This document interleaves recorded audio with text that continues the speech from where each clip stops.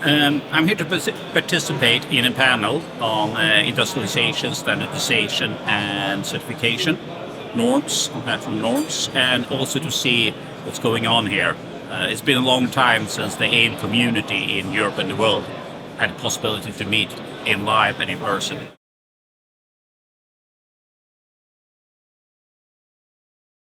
Well, for me, it's actually quite a revelation to see a conference like this being driven almost entirely, or actually entirely by industry. It shows very much about the commitment and how serious industry is about bringing additive manufacturing out to industrialize this technology full and in a wide scale.